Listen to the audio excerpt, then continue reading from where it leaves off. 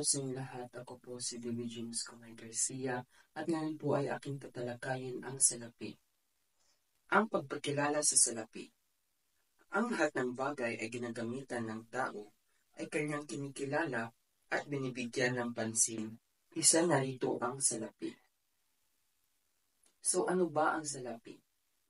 Ang salapi, ito ay nagsisilbing tagapamagitan ng isang transaksyon upang pamalit sa ginawang serbisyo o nagbibigay ng produkto sa isa. Gayun din, ito ay pangunahing ginagamit ng mga consumer bilang pamantayan hinggil sa pamimili at presyo. Ang mga kahulugan ng salapi. Ano ba ang salapi? Ang salapi ay isang instrumento o medyum na palitan ng mga tinatanggap ng tao. Ang mga produkto at serbisyo ay naitakda ang presyo gamit ang salapi. Ang salapi, ito ay ginagamit ng tao upang makabili ng produkto, serbisyo na makatugon sa kanilang pangangailangan.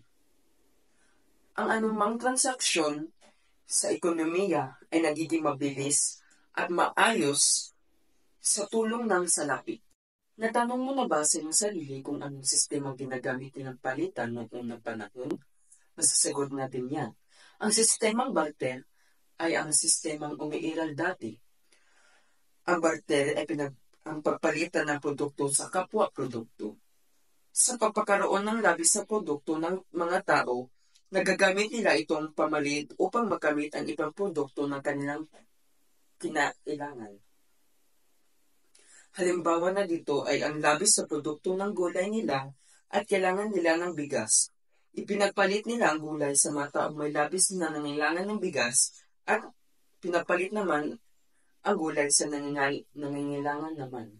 Ngunit, sa sistemang barter, hindi madaling makahanap ng kapalit na produkto. Ito ay nakakaabala, kayang dayain o kayang nagdudulot ng di patas na palitan. Nakahanap naman ng solusyon ang mga tao sa suliranin sa pakikipagpalitan sa paggamit ng salapi. Sa paggamit ng salapi, nagiging mabilis ang mga transaksyon pang-ekonomiya ng mga tao sa tao at bansa.